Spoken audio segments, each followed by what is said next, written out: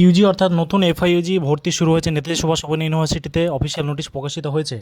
আপনাদের সামনে যে বিষয়টা তুলে ধরছি সেটা হচ্ছে ইউজি অ্যাডমিশন ভর্তির প্রক্রিয়া শুরু হচ্ছে 24/7/2026 থেকে এবং শেষ তারিখ হচ্ছে 31/8/2026। এটা হচ্ছে নেতাজি সুভাষ ওপেন ইউনিভার্সিটি 2026-27 যে শিক্ষাবর্ষ সেটা যে নতুন ভর্তি সে ভর্তি শুরু হয়েছে। তার আগে বলে রাখি যারা এই বিষয়টা অবগত নন যে ভর্তি বিষয় কী কী প্রক্রিয়া আছে বা কীভাবে ভর্তি হবেন, তারা এই ভিডিওটি শেষ পর্যন্ত দেখতে থাকবেন যাতে পুরোপুরি প্রক্রিয়াটা বুঝতে পারেন। তো এই হচ্ছে অফিসিয়াল নোটিশ আর অফিসিয়াল যে ওয়েবসাইট দেখতে পাচ্ছেন UG.WBNSAadmissions.com, এই সাইটে গেলে আপনার টোটাল ইনফরমেশান পাবেন। যে দেখে নিন যে 24 তারিখ শুরু হচ্ছে এবং 31/8 শেষ হচ্ছে। ডকুমেন্ট আপলোডের যে ডিটেলসগুলো কবে কী আছে সেই বিষয় নিয়ে কিন্তু অফিসিয়াল ওই ওয়েবসাইটে কিন্তু সমস্ত বিষয় তুলে ধরেছে। আমরা যে অফিসিয়াল যে অ্যাডমিশনের নোটিশ সেটা নিয়ে আলোচনা করব এবং ভর্তি যে প্রক্রিয়া সেটা নিয়ে আলোচনা করবো। তো অফিসিয়াল নোটিশটা একটু দেখে নিন। এই হচ্ছে অফিসিয়াল নোটিশ যেটা গতকাল প্রকাশিত হয়েছে, অর্থাৎ ভর্তি শুরু হচ্ছে 24/7/2026 তারিখ। Yuji admission notice academic year 2026-27 আর ভর্তি শেষ হবে 31/8/2026। তো প্রথমে যে স্টেপগুলো আপনাকে কমপ্লিট করতে হবে সেটা হচ্ছে স্টেপ বাই স্টেপ রেজিস্ট্রেশন করতে হবে, তারপরে fill application form, select course, upload document, pay fees এবং সাবমিট ডিবিআইডি। এই ডিবিআইডিটা খুব ইম্পর্টেন্ট, এই বিষয় নিয়ে আমরা ভিডিও দিয়েছি এবং বিস্তারিত আলোচনা করে দেবো যাতে আপনারা জিনিসটা বুঝতে পারেন। তো দেখেন এখানে কী কী সাবজেক্ট নিয়ে ভর্তি হতে পারেন, এখানে টোটাল জিনিসগুলো এখানে দেওয়া আছে। সেটা হচ্ছে যে ম্যাথ, জিওগ্রাফি, বোটানি, জুওলজি যে বিষয়গুলো সেটা পরে আসছি। এখানে ফার্স্ট যে বিষয়টা আলোচনা করব সেটা হচ্ছে অ্যাডমিশনের ডেট। দেখুন 24 তারিখ সকাল 10টা থেকে শুরু হচ্ছে এবং শেষ হচ্ছে 31 তারিখ সন্ধ্যা 6টা অবধি। এরপরে ডকুমেন্ট আপলোডের যে ডেট দেওয়া আছে 1/9/2026 তারিখ পর্যন্ত। অনলাইন সাবমিশন ফর্ম দেওয়া হবে 3/9/2026 তারিখ পর্যন্ত। ফিজ সাবমিশন করতে পারেন, অফলাইন সাবমিশন করতে পারবেন 3/9/2026 পর্যন্ত এবং প্রিন্ট প্রফেশনাল যে টাইম বা ডেট সেটা তারপরে ঘোষণা করা হবে। তো ফিজ স্ট্রাকচারটা নিয়ে একটু আলোচনা করে দিই।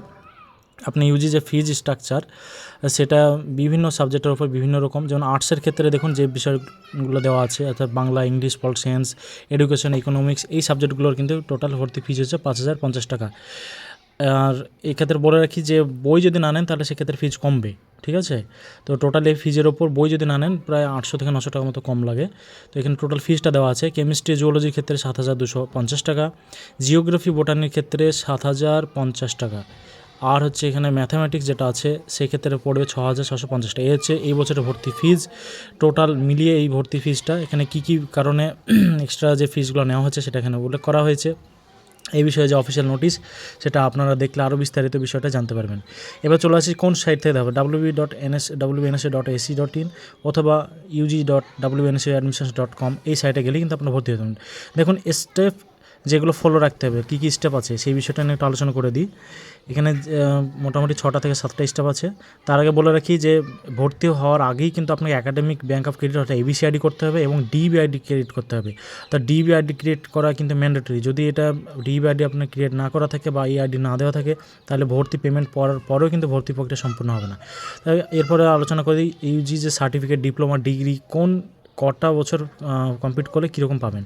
4 বছর কমপ্লিট করলেই কিন্তু আপনার যে সার্টিফিকেটটা পাবেন।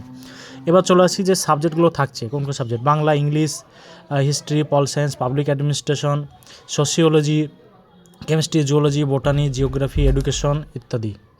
তো এই হচ্ছে তো অনস্ক্রিন যে সাবজেক্টগুলো আপনারা দেখতে পাচ্ছেন যে এই সাবজেক্টগুলোর উপরই আপনার অ্যাডমিশন হবে এই বছর।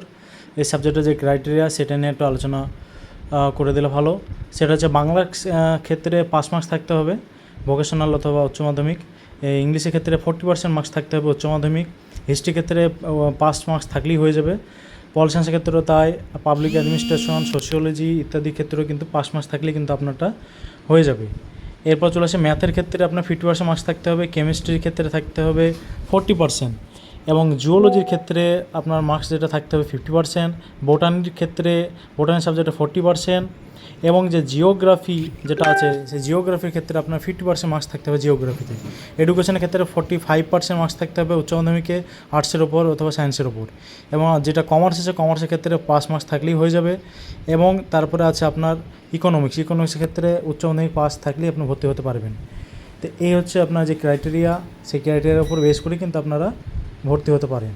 তো এখানে দেওয়া আছে যে স্টেপগুলো ফলো করতে হবে সেগুলো বলা হয়েছে। তো এখানে প্রথমেই বলা আছে এবিসি আইডি আগে ক্রিয়েট করে নিতে হবে, এরপর হচ্ছে ডিবি আইডি ক্রিয়েট করতে হবে। এবিসি ডিবি আইডি ক্রিয়েট না করলে বা ডিবি আইডি যদি এন্ট্রি না করে তাহলে ভর্তি প্রক্রিয়া সম্পন্ন হবে না। তো ভর্তি হওয়ার আগেই অন্ততপক্ষে এবিসি আইডিটা আপনাকে কিন্তু করে নিতে হবে।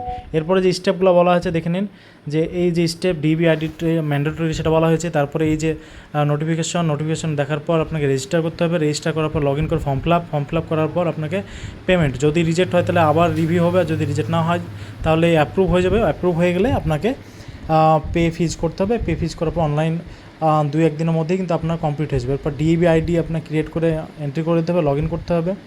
এরপর আপনাকে যেটা করতে হবে, পেমেন্ট রিসিপ্ট আপনাকে ডাউনলোড করে নিতে হবে। এরপর হচ্ছে কিছুদিনের মধ্যে কিন্তু এনরোলমেন্ট সার্টিফিকেট বা এসএমএসটা পেয়ে যাবেন। এই হচ্ছে ভর্তি প্রক্রিয়া। এর ক্ষেত্রে 7টা স্টেপ আছে, এই যে 7টা স্টেপ আপনাকে ফলো রাখতে হবে।